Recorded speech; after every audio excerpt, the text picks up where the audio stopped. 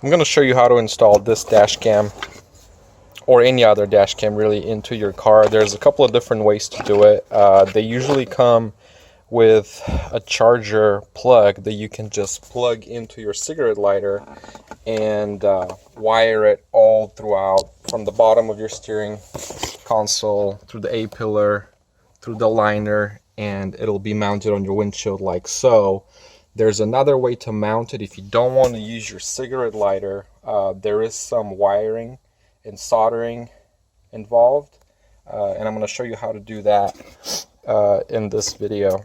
Some of the items that I'm going to use and you may need if you plan on doing this is, solder, a voltmeter, some shrink tubing, strip wires, pliers, maybe some electrical tape, and I have a voltage step down. What this will do is I'm going to take power from a source that's more than 5 volts because this camera requires a 5-volt feed into it. Although it does plug into the 12 volt, it actually converts it down so it only feeds this 5 volts. So you're going to need a step down, a voltage step down, and this will take, I'm actually going to take power from the heated mirror, which runs about 14 volts, and it's going to put out 5 volts.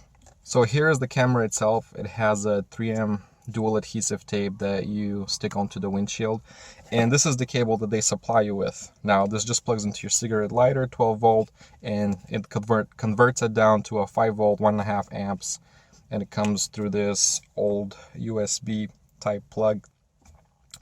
The problem is, this is my wife's car and she does not want any cables sticking out of here. So here's one of her cigarette lighter plugs that's right here, and then there's also another one in here, which, as you can see, this one is now draining power and the car is not on. So that means that the camera is going to be on at all times, and that's not what we want.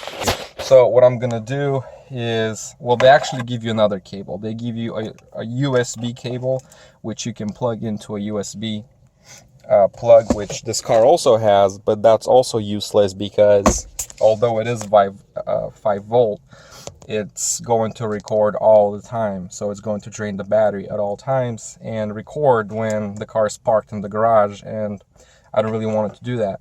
So what I have to do now is I actually ordered this voltage step down. It takes anywhere from 12 to 24 volts, and it converts it down to a 5 volt. It is a lot of cable, as you can see, so I'll be cutting a lot of it off and soldering it back on, and then I'll be mounting it up here. The easiest way for me to get power is to actually tap into this cable, which is for the heated mirror. I could get it from somewhere else. I would have to run the cable all through here, down here, and then look for power somewhere else, probably behind this cigarette lighter.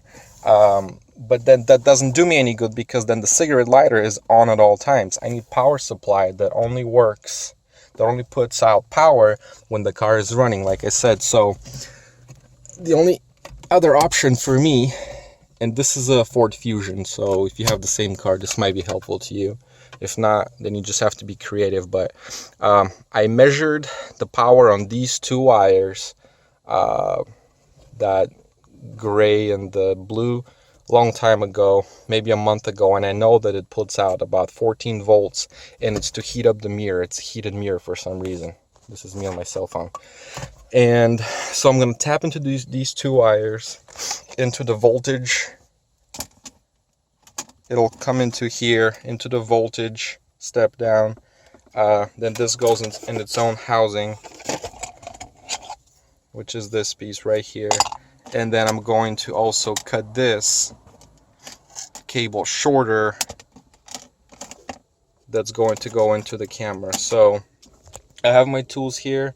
I'm going to do one more test to make sure that those are the right cables with the voltmeter, and then I'm going to start cutting and tapping into the power and soldering. Okay, so I've taken some time to solder these cables back on. I think I had 6 feet of cables. I've now taken this and shortened it down to only what I need to make it nice and neat. Same on this side. This is going to have the power coming from up here. These are also ready to be soldered in right now.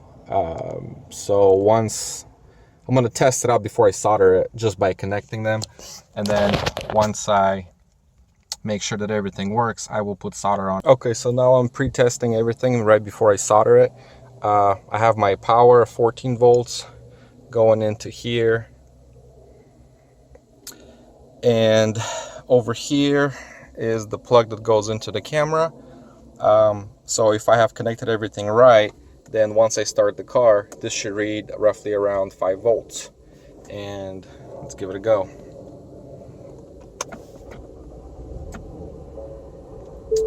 Alright, so I have a 5 volt, the car is running, and that means the camera will be recording, and we shut the power off. This should go to 0, and the car is off, and we have 0 volts. So this is what we wanted. I'm going to go ahead and throw a solder on this, and then I will mount the camera probably up on this side, on the left side, and I'll show you the final product. And this is what it looks like when it's finished. This is the next day. It's now finished. This is the voltage step down. It's attached to the back of the mirror with some epoxy. It's now dried, so it holds its own. And I'm about to start the car.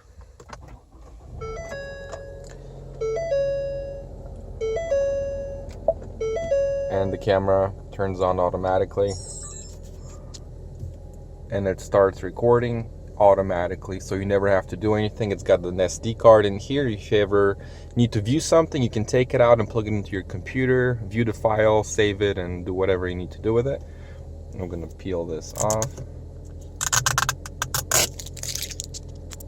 and then once you adjust your mirror, this is all you see. It's just a little wire, and you can't even tell it's there. You don't ever have to worry about it. This is done. Thanks for watching.